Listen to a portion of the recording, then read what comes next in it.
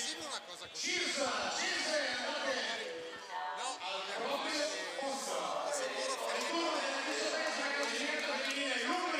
premia il consigliere federale Aldo Rossi e poi ci sarà anche il buon mix maschile con Nicola Sacco.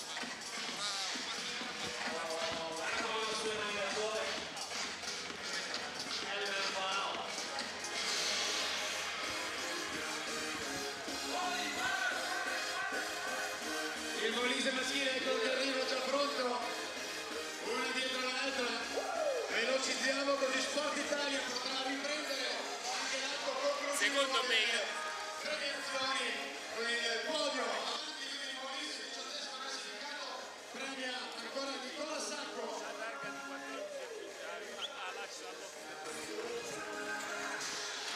Siamo alla 19ª classificata del maschile, ovvero la Basilicata. Le due squadre della Sardegna. Scusate, 18ª classificata. Al 17° posto dei due tornei. Ecco la foto, potete andare, grazie. La Sardegna, un applauso per gli amici della Femminile e maschile al 17° posto la stessa regione, la Sardegna. La Sardegna che qualche anno fa ha ospitato la manifestazione nella provincia di Tortolì e ricordo che è stata una bellissima manifestazione anche lì, perché poi le location sono sempre molto importanti. Sebbene questo di Abano, devo dire, anche rispetto a quello che dicevamo prima con l'assessore, con il presidente della FIPAB Veneto, che è stata veramente una bella manifestazione, organizzata molto molto bene. Tra l'altro stessa cosa per la Calabria, al 16° posto, sia maschile che femminile. Quindi a seguire adesso mancano i ragazzi della Sardegna per il 17° posto e poi ci saranno ragazzi e ragazze della Calabria. Sto guardando se trovavo, ah sì, l'8ª classificata, l'Emilia Romagna, entrambe le formazioni. Si sale di classifica, gli amici della Calabria che avevamo dato per dispersi in realtà erano qui al Palo Fabris. C'erano, come se c'erano, applauso alla Sardegna, le due formazioni calabresi con Carmelo Sestito, il presidente del comitato regionale, che si appresta a premiare i suoi ragazzi. Prego.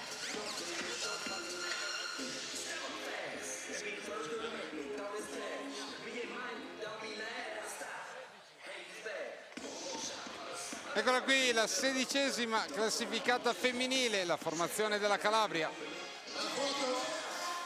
Calabria che dopo Reggio Calabria, che aveva vinto anche quel famoso scudetto, sì, annullato, sì, revocato, non ha mai avuto... No, purtroppo no. A livello maschile quest'anno invece Corigliano sta facendo in A2 una buona squadra, ci ha preso Fabroni e Cazzaniga come diagonale palleggiatore opposto, insomma diciamo che,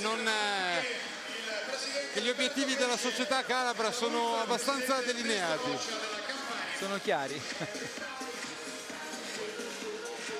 Adesso avremo la 15ª classificata femminile, l'Abruzzo, e maschile la Campania. L'Abruzzo femminile, un po' di applausi. Un po' di applausi per le ragazze dell'Abruzzo. Verso Pesce.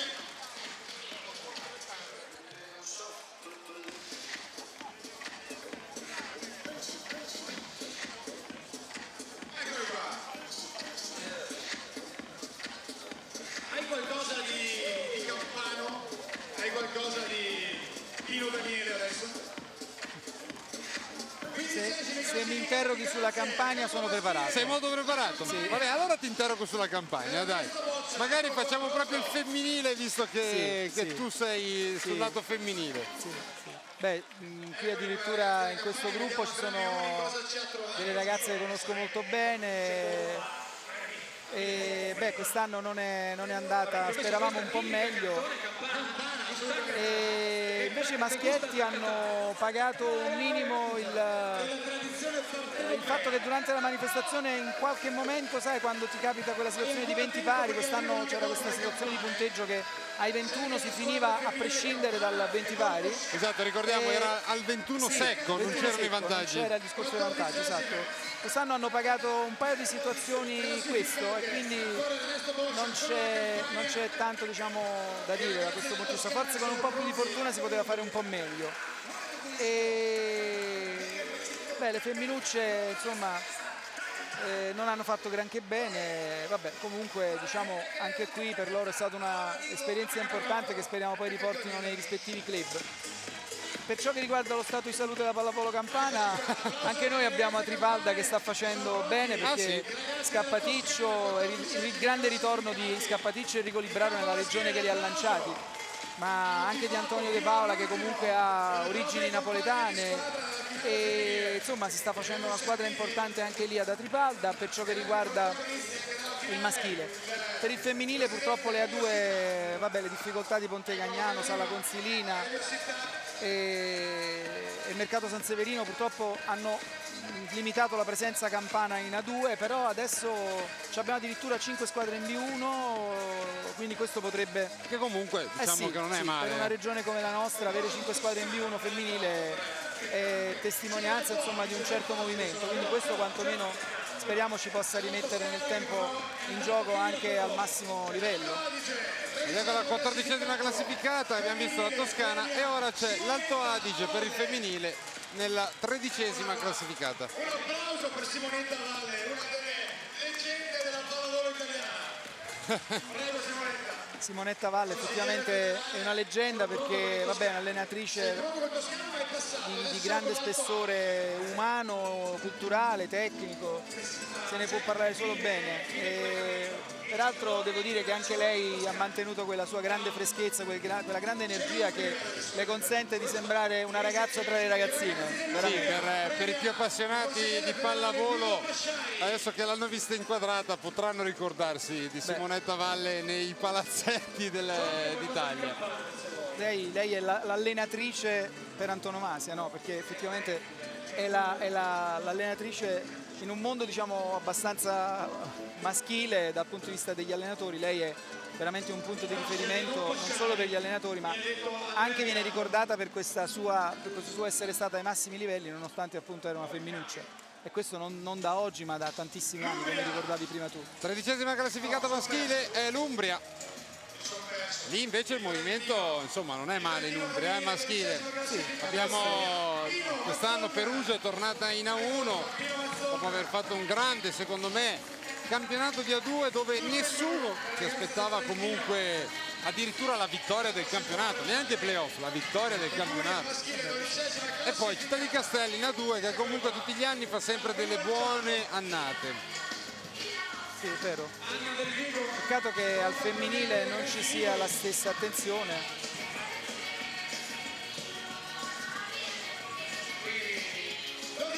Dodicesima classificata il Trentino per il femminile e per il maschile la Liguria. Liguria che andando a vedere al maschile ha perso la A2 con Genova che non si è più iscritta al campionato, quindi anche lì stiamo vivendo momenti.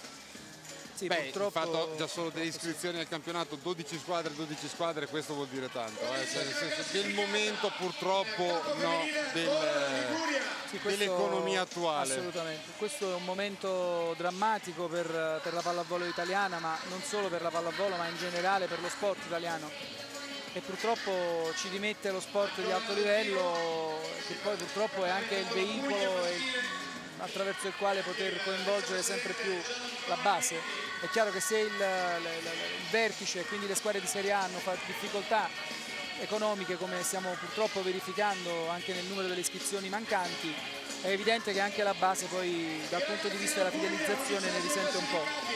11ª classificata femminile la Liguria,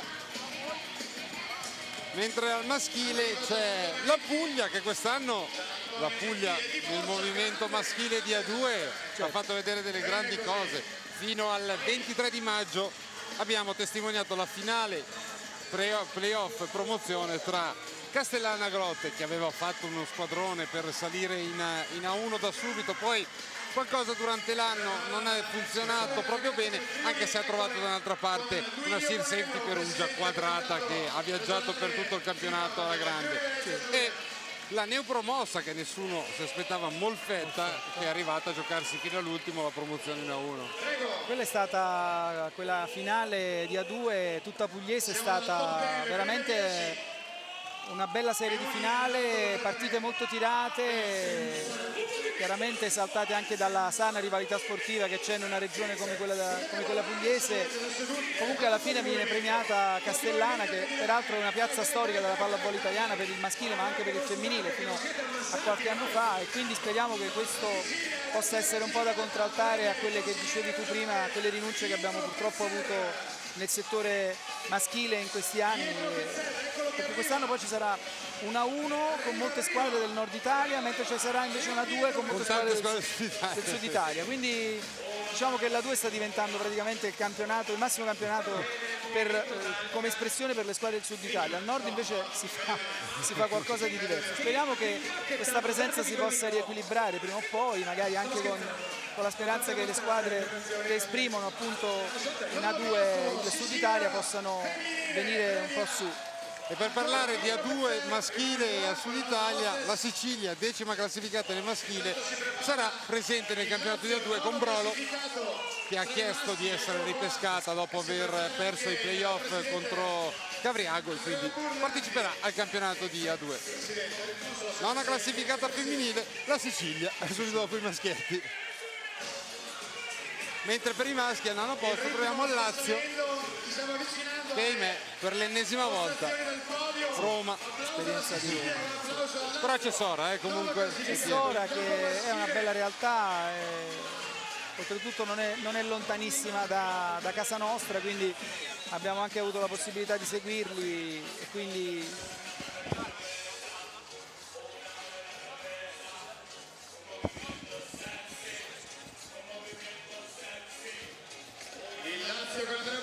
peraltro proprio a Sora hanno giocato i due neo giocatori di Atripalda, Enrico Libraro e Mario Scappaticcio, quindi tornano a casa, ma hanno reso, prima di ciò hanno reso grande Sora fino a quest'anno, adesso giustamente tornano a casa sperando di rendere grande la pallavolo campana di nuovo. Sora che aveva chiesto il ripescaggio in A1 perché voleva tentare appunto di approdare a quella che era la massima serie, probabilmente la Lega secondo me ha valutato di non fare un campionato a 13 e quindi fare il classico con la partita di riposo. Ed ecco l'Emilia Romagna, regione che purtroppo ahimè in questo momento sta vivendo una situazione molto difficile, non per la pallavolo ma appunto per il terremoto che c'è stato tra Modena e Ferrara. Oggi addirittura in questi giorni la nazionale di Berruto è in Emilia a fare visita ai terremotati, quindi è bello anche il movimento sociale del mondo della pallavolo verso a quello che purtroppo ahimè, contro la nostra volontà succede. Anche questa è una cosa bellissima della pallavolo, perché comunque da tutta Italia, quando c'è stato appunto il problema del terremoto in Emilia, c'è stato un rincorsi di iniziative a sostegno delle popolazioni dell'Emilia Romagna, e devo dire che la pallavolo è sempre in prima linea anche quando si parla di sociale. La presenza di Mauro Berruto con la nazionale maschile è la migliore prova di questo che ti dicevo. Siamo alla 7ª di classificata femminile, Puglia, mentre per il maschile sarà il Friuli Venezia Giulia. Friuli che al maschile, a parte quella parentesi di Trieste un anno in A1, poi non c'è stata più presenza, è vero, sì. Però ecco, tu che giri per selezionare tutte le ragazze, quindi vabbè, poi bene o male pallavolo maschile o femminile, stiamo parlando sempre di pallavolo. Secondo te come mai ci sono proprio regioni in cui non si è mai riuscito a sviluppare la massima serie nel campionato di entrambi i livelli. Questo, insomma, adesso bisognerebbe un attimo. Quello che ti posso dire è che girando adesso con il discorso delle nazionali, molte delle regioni d'Italia, la pallavolo è veramente dappertutto, la base c'è dappertutto. Io credo che la vera forza di questo sport è che forse manchiamo di qualcosa al vertice, però sulla base siamo molto presenti. Considera che, come sai, al femminile siamo il primo sport di gran lunga, il primo sport per numero di praticanti in Italia. Assolutamente sì. E questo, diciamo, ci dà la possibilità. Adesso poi magari paghiamo un pochino da qualche anno un problema di vocazioni al maschile che è generalizzata al fatto che comunque non c'è in questo momento forse neanche quei risultati delle nazionali che potrebbero trainare verso un aumento dei numeri per il settore maschile. Sono sicuro però che, anzi, più che sono sicuro, direi che è una grande speranza che abbiamo tutti noi che abbiamo a cuore le sorti della pallavolo italiana, che alle Olimpiadi non soltanto la nazionale di Barbolini ma anche quella di Berruto possano tornare a farci sognare, perché quello sarebbe il più bel viatico per riprendere a volare anche con i numeri nella pallavolo maschile. È quell'oro che ci manca in entrambe le squadre, proprio. Ci siamo arrivati vicini tante volte, però purtroppo non ci siamo riusciti. Però sai, tante volte magari nell'occasione in cui forse te lo aspetti un po' di meno, magari il dio del volley, come dico sempre, magari decide e magari ci aiuta in questa manifestazione per darci quella spinta in più che serve per vincere le grandi manifestazioni.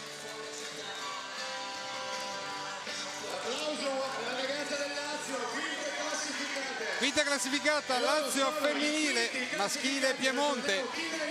Piemonte che prosegue, continua con Cuneo, quella che è una tradizione storica di pallavolo al maschile.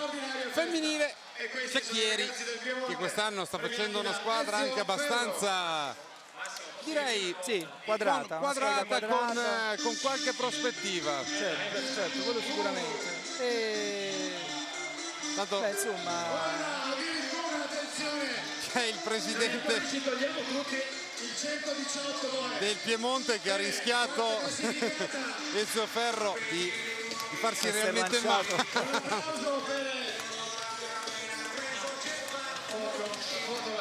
Adesso sarà il turno dei quarti classificati. Al femminile il Veneto primerà Adriano Pilato, che abbiamo sentito prima ai nostri microfoni, e per la quarta classificata la Lombardia con un altro presidente che abbiamo sentito ai nostri microfoni, Adriano Pucci-Mossotti.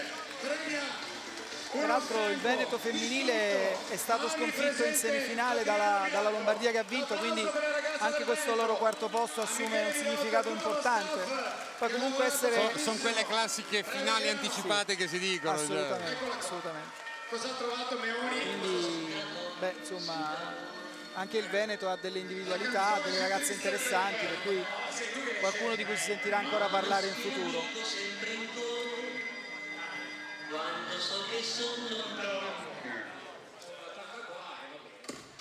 Bene, al turno della Lombardia, maschile, Adriano Pucci-Mossotti.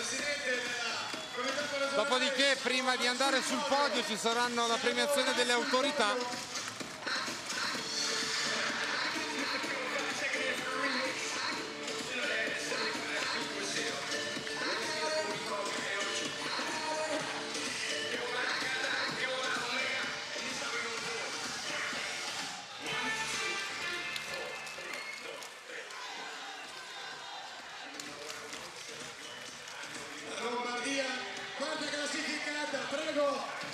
La Lombardia, quindi la quarta classificata. Una serie di persone da premiare velocemente, lo farà Adriano Pilato, e comincio con il consigliere del comune di Padova. Adesso dicevamo appunto le autorità, si premierà ovviamente il presidente della regione Veneto Adriano Pilato, si parte dal consigliere del comune di Padova Paola Lincetto. Questi giorni Adriano Pilato, eccolo qui. Poi sarà la volta dell'assessore al comune di Abano Terme, anche lui abbiamo sentito prima nell'intervista, Angelo Montrone, che abbiamo già conosciuto nella serata inaugurale. Angelo Montrone, grazie, sentito al comune di Abano. per tutto quello che ha fatto in questi giorni per i nostri ragazzi. Andrea, abbiamo detto che hanno abbassato l'età media che hanno in questi giorni. Direi di sì. Assolutamente. Fran Castella di Kinder più Sport. Dov'è Fran Castella?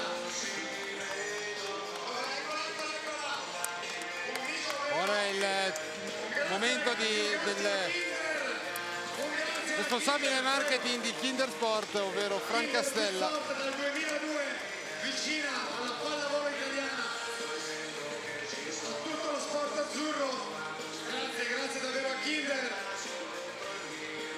E un grazie particolare anche a chi ha offerto i palloni per questa finale. Turno di Mikasa, l'anno prossimo tra l'altro la Serie 1 si giocherà con i Mikasa, non più con i Molten, che potrebbe essere anche una cosa, diciamo, sensata a livello europeo, visto che poi tutto il mondo gioca con i Mikasa. Assolutamente, questo poi è sempre stato uno dei problemi che i tecnici delle squadre italiane si sono trovati a affrontare quando poi venivano sulla scena europea. La differenza di pallone a certi livelli comunque poi si sente, soprattutto quando il pallone viaggia a certe velocità e il controllo diventa essenziale per il gioco. Abbiamo intervistato anche prima, era il presidente del consorzio Terme Eugane, Mauro Voltolina, e questa è la premiazione ovviamente delle alte sfere. Grazie a Mauro Voltolina. E siamo per i premi individuali. E ora andiamo sui premi individuali. Adesso sarà svelato quello che non ti ho voluto svelare prima. Il problema è che adesso sveliamo questo, io li sapevo perché ce li abbiamo scritti. Molto bene. Beh, 16 maggio del 2000. allora siamo stati bravi a non dirlo. Ecco, questo è il più giovane, questo ragazzino. Premia con un pallone autografato il libero e il capitano della Foppa Pedretti di Bergamo, Enrica Merlo. Esatto, c'è la madrina della manifestazione Enrica Merlo che premia i due giocatori più giovani, Cristian Gamba che è nato il 16 maggio del 2000. Sì. Grazie a lui. Questo ragazzino